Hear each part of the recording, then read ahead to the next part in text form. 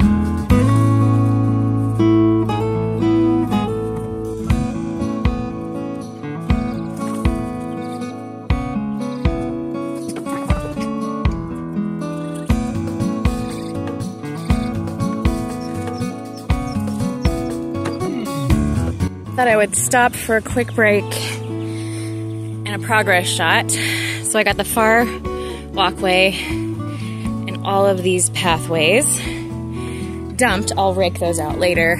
And then after my break, oh man, I hope there is an after my break. You never know when I'm gonna get distracted by something else and not get back out here. But weed those and put it there, and then I'll move to this front area right here. That'll be my next thing. This has never been covered with cardboard. Some of this has, some of it hasn't. That never has. I don't know what I'm gonna do there. I might have Ethan get the weed whacker and just at least cut that stuff down, because I don't think I have the strength the back strength to get in there and pull very many of those. So I'll have him trim that down, and then I'll come back over with the mulch there. I don't know if I'll go this way with this current truckload, but it'll be really nice to have all of this ready for planting because it is time. It's almost May 1st. I think that's our official soft last frost date. I think the hard last frost date is maybe the middle of May, maybe May 15th, where you can really just get going and doing some stuff. But I can go ahead now and plant things, if I have room, that can take a little bit of frost. But this, it's getting there. Whew. I mean, earlier today it looked like this. Now it looks like that. Not bad. I don't know how long I was working out here by myself, maybe an hour, maybe a little less. But I would say that's not bad for me working myself. Now, it starts to get a lot harder when it's lower down and I can't go to the side and just push it this way. So it'll be really great if I can get some kids after they finish their homeschool day out here to get in the truck and start pushing it this way. When my mom was here, she got down there with her gloves on all fours and just pushed it with her hands. It was great. We called her the mom dozer. All right, so it's been a couple of hours. I spent some time in the house trying to avoid the worst heat of the day. And now it's just beautiful and breezy. And the sun is a little lower in the sky. It's about 5 o'clock. Ethan came out here and did, oh man, it looks really good.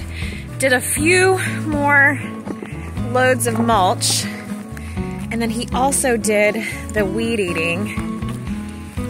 Oh, that's sunny. He did the weed eating in some of the aisles so that I can just go through and not have to worry about pulling those weeds. So that's great. I got some weeds to pull over there, and then I'm just gonna be spreading this out and moving on to the next thing.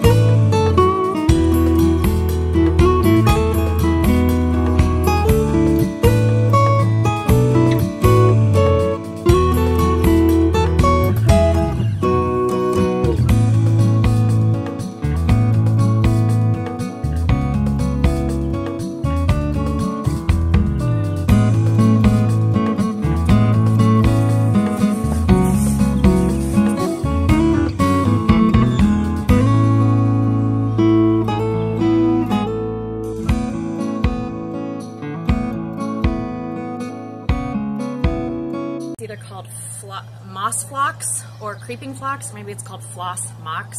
No, phlox.